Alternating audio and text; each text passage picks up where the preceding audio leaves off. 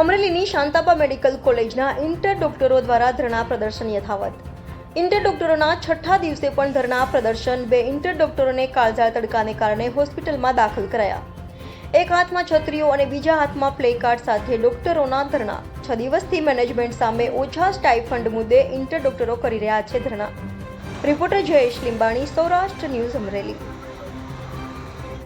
Okay, મારું નામ બરખા મોટવાની છે. હું અહીંયા શાંતાબા મેડિકલ કોલેજમાં એઝ અ ઇન્ટર્ન વર્ક કરું છું. અહીંયા અમે સતત 6 દિવસથી તડકામાં બેઠા છે, તોય અમારી માંગ કોઈ પૂરી કરતું નથી, કોઈ સાંભળતું નથી. અમારા અહીંયા 2 સ્ટુડન્ટ અહીંયા અત્યારે સ્ટુડન્ટ આઈસીયુમાં દાખલ થયા છે. અહીંયા બધા તડકામાં હેરાન થયા છે, તોય કોઈ સાંભળતું નથી અમારે. અને કાંઈ વ્યવસ્થા, પાણી કે છાંયડાની કાંઈ વ્યવસ્થા અમને આપવામાં આવી નથી.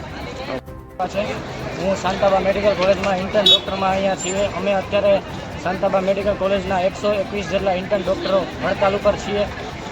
અમારો આ હડતાલનો 6થો દિવસ છે અને કાલે મેનેજમેન્ટ સાથે અમારી ચર્ચા થયેલી છે, પણ એમાં સંતોષકારક પરિણામ આવેલ નથી.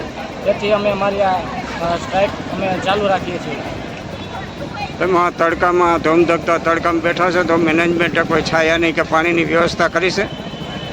મેનેજમેન્ટ દ્વારા કોઈ પણ વ્યવસ્થા કરવામાં આવેલ નથી. ફક્ત ને ફક્ત અમને લોકોને અમારી માંગણીઓ પર ધ્યાન આપતું જ નથી અને એ લોકો ફક્ત વાયદાઓ જ કરે છે, કાંઈ પૂરા કરતા નથી.